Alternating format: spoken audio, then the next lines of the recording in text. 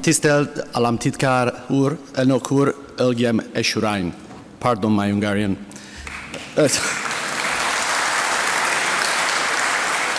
I get better. It's a honor to speak in this historic building in Budapest and share with you the vision of Amazon Web Services on technology that is top of mind for policymakers and citizens everywhere, artificial intelligence. I'm equally happy to be here following the opening of our AWS office in Budapest earlier this week. We're finally here. The new office is part of AWS' ongoing investment in Central and Eastern Europe as the company expands its team, supporting the growing number of customers and partners in Hungary.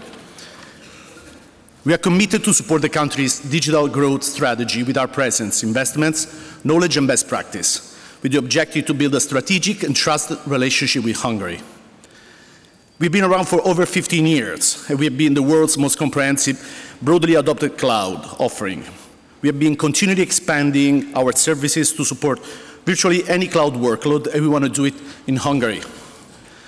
Right now, we are seeing the next wave of widespread adoption of artificial intelligence and machine learning, with the opportunity for every customer experience and application to be reinvented by what they call generative AI. It's a word that in the last weeks and months you might be hearing about a lot.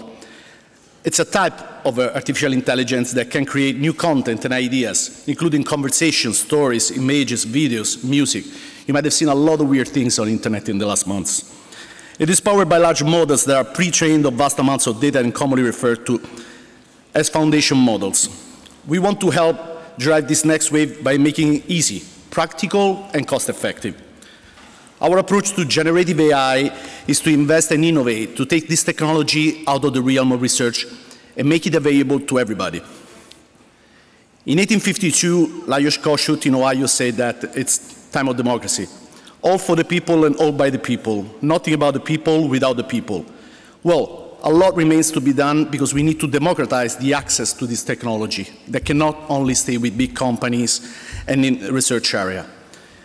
I want to highlight three divides that we are trying to address by promoting democratized access to generative AI.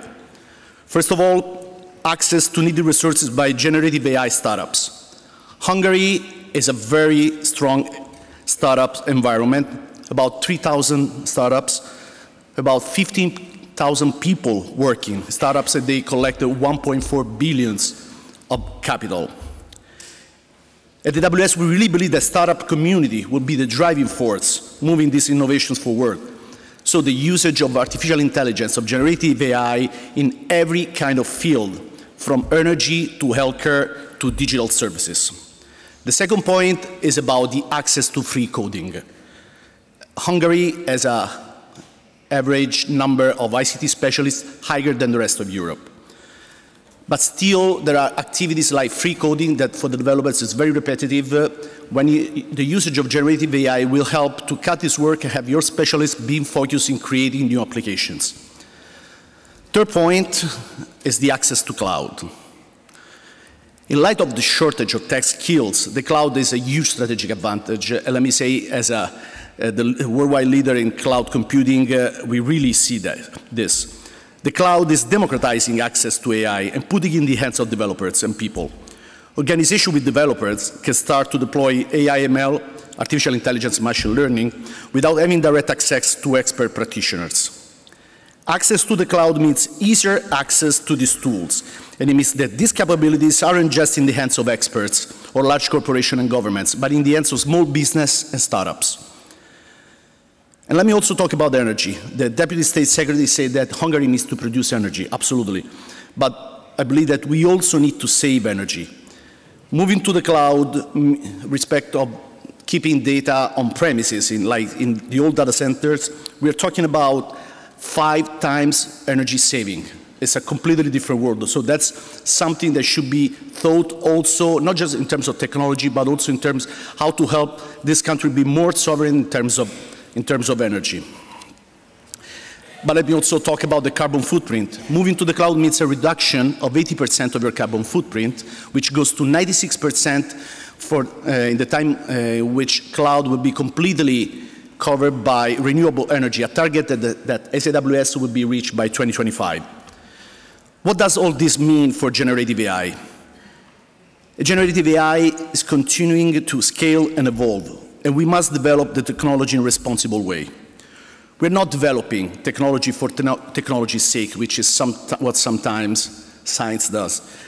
Every move we make in this vision is to improve the experience for our customers, our partners, the citizens, the countries, with the conviction that with success and scale brings broad responsibility. But important actions are needed to ensure generative AI is beneficial, and I want to share with you two of them. The first one, as I said, is democratize access to AI and close the compute divide, as the CEO from OTP Bank emphasized. This is particularly important to meet the ambitious targets of the digital decade set out by the European Commission. Thanks to the increasing use of e-public administration services, Hungary moved up one place in the DESI index, which shows the importance of the work that the government is bringing on. The DESI, as you might know, measures the digital performance of EU countries. But while the digital wired and mobile infrastructure is basically good in the country, there is still a huge gap in the digital skills of citizens and in the digital preparedness of the businesses. The majority of Hungarian businesses are not taking advantage of the opportunities offered by digital technology. And I believe it's a responsibility. The government is already doing its part, but it's also a responsibility of the private sector, companies like ours, multinational companies like us, to work and help small and medium businesses and national businesses to move and use digital technologies. Consider that the EU average is 55% as of today, but we need to get to 90% by the end of the decade. Let's remember that the digital economy, digital technology is one of the most important drivers of economic growth, higher living standards for men, women, and their families, and increased sustainability. Since the 80s, ICT has been responsible for approximately a quarter of growth in advanced economies. The 20s are poised to bring even faster digital progress that we have seen over the last 30 years. 2023 can be considered like 1995 was for the start of the internet. And adopting current and future technologies could amplify this impact. There is a significant scope to expand the use of mainstream technologies such as e-commerce, cloud computing, big data, and digital government. At the same time, more advanced technologies like AI, IoT, I was hearing about it earlier, blockchain and virtual reality are quickly gaining traction and becoming more and more economically important. It's not something that needs to stay only with experts. It needs to be widespread. These technologies sit at the very heart of the EU's digital decade ambitions. They will enable Europe and Hungary dramatically boost skills, expand digital infrastructure, transform business, and modernize public services. But the problem is that in Europe, we are behind, and at this pace, the EU will achieve only 45% of the potential economic value of the digital decade, meaning that the region could be missing out on 1.5 trillion in economic value. The second action is build human capacity. Digital skills are essential for the vast majority of businesses and for European digital transformation, as the State Secretary underlined earlier this morning. Europe needs 20 million ICT specialists by 2030, and Hungary is already on the right path. But there will be a significant shortfall in Europe, so we are all behind. As part of the EU Year of Skills 2023, investment on digital literacy is the most important action this year and in the next years. One thing I know is that there's a lot of change coming. Technology is driving it, and we are very optimistic. We must be. Every time there's been a technological wave that's impacted the world, we have been able to harness it for good. But for sure, we need to pay attention in how we manage it, and pay attention also to the impact on society, to the impact on people. Often, with times of technological change, the focus is what we could lose in the short term, instead of what we could gain in the long run. I like to make the example that technology is like toothpaste. Once it's out, either you brush your teeth, you get something good out of it, or it's going to get dirty. So we really must not fear technology. We need to use it in the right way. Technology opens so many doors and will create jobs that we can even begin to imagine. But for that, we need skills, because if we have the people with the skills, we will build the new jobs. At AWS, we are committed to helping economies address the digital cloud skill shortage through education, training, and support, and we are already doing this in Hungary. And we'll do even more now that we have a physical presence in the country. We made a commitment to provide free cloud computing skills training to 29 million people worldwide.